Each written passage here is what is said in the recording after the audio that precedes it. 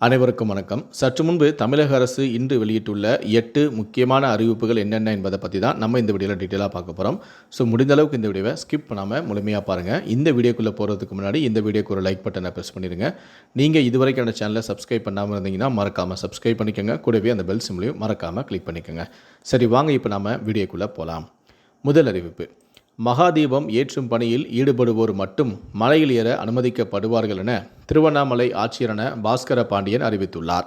மகாதீபம் ஏற்றும் பணியில் ஈடுபடுவோருடன் காவல்துறை, தீயணைப்புத் துறையினரும் மருத்துவத் துறையினரும் செல்வார்கள் எனவும், மகாதீபம் ஏற்றும் பணியில் ஈடுபடுவோரை தவிர மற்றவர்கள் பக்தர்கள் மலை மீது ஏறுவதை தடுக்க வனத்துறை, காவல்துறை கண்காணிப்பில் ஈடுபடும் என தெரிவித்தார். இரண்டாவது அறிவிப்பு: கார்த்திகை தீப திருவிழாவை ஒட்டி திருவண்ணாமலைக்கு பக்தர்களின் வசதிக்காக நாளை முதல் டிசம்பர் 15ஆம் தேதி வரை 850 சிறப்பு பேருந்துகள் இயக்கப்படும் என அறிவிக்கப்பட்டுள்ளது. மூன்றாவது அறிவிப்பு: ராமநாதபுரம் மாவட்டத்திற்கு 2025 ஜனவரி 13ஆம் தேதி உள்ளூர் விடுமுறை அறிவிக்கப்பட்டுள்ளது. திருவுத்திர கோசமங்கை கோவில் ஆருத்ரா தரிசனத்தை ஒட்டி உள்ளூர் விடுமுறை அறிவித்து மாவட்ட ஆட்சியர் உத்தரவை பிறப்பித்துள்ளார். அதனை ஈடு செய்யும் விதமாக ஜனவரி 25ஆம் தேதி வேலை நாளாக அறிவிப்பும் வெளியாகியுள்ளது.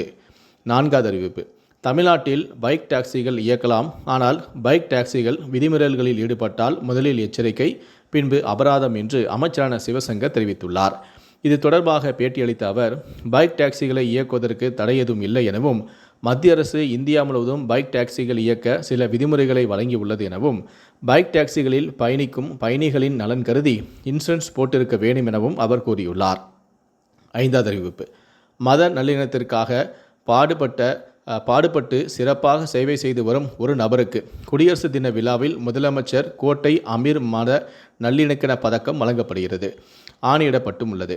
25,000 ரூபாய்க்கான பரிசு தொகை மற்றும் நற்சான்றிதழ்களும் கொண்டதாகும். இந்த நிலையில்தான் 2025ஆம் ஆண்டு முதல் பரிவுத் தொகையை 25,000 இருந்து 5 லட்சமாக உயர்த்தி வழங்க முதலமைச்சர் ஆணையிட்டுள்ளார்.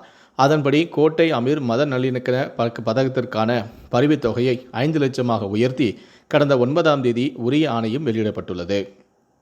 ஆறாவது அறிவிப்பு: ஐக்கிய அரபு அமீரகத்தில் பணிபுரிய welder, piping fabricator, piping fitter, structure fabricator, structure fitter, millwright fitter, grinder, gas cutter மற்றும் பைப்பிங் போர்மன் தேவைப்படுகிறார்கள்.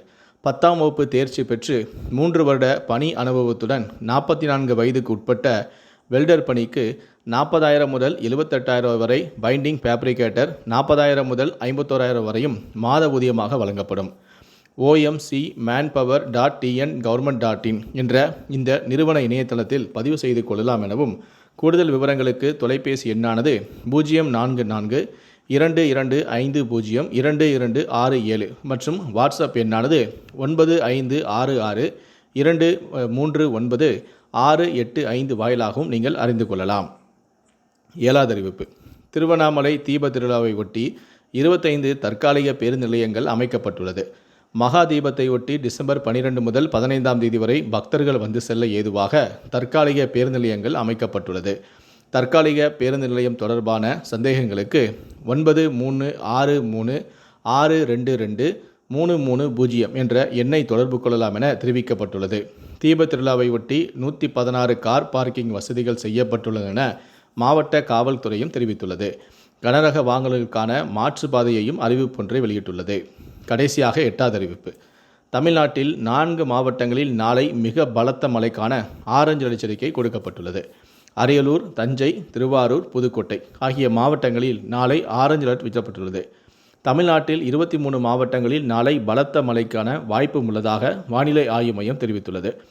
அதன்படி சென்னை, திருவள்ளூர், காஞ்சிபுரம், செங்கல்பட்டு, திருவண்ணாமலை, கள்ளக்குறிச்சி, விழுப்புரம், கடலூர், பெரம்பலூர், திருச்சி, சிவகங்கை, ராமநாதபுரம், மயிலாடுதுறை, நாகை, கோவை, திருப்பூர், கரூர், திண்டுக்கல், தேனி, மதுரை, விருதுநகர், தென்காசி, தூத்துக்குடியில் கனமழை பெய்யக்கூடும் என அறிவிப்பொன்றை வெளியிட்டுள்ளது. இந்த 8 அறிவிப்புகளை பற்றிய உங்களுடைய கருத்துக்கள் என்ன அப்படிங்கிறத கீழே இருக்கக்கூடிய கமெண்ட் செக்ஷனில் மறக்காமல் சொல்லுங்கள். முடிந்தளவுக்கு இந்த வீடியோவை மற்றவங்களுக்கும் ஷேர் பண்ணுங்கள். மேலும் இது போன்ற பல வீடியோக்களை பார்க்கணும் அப்படின்னு இருந்துச்சுன்னா மறக்காமல் இந்த சேனலை சப்ஸ்கிரைப் பண்ணுங்கள். கூடவே அந்த பெல் சிம்லையும் மறக்காமல் கிளிக் பண்ணுங்கள். நன்றி, வணக்கம்.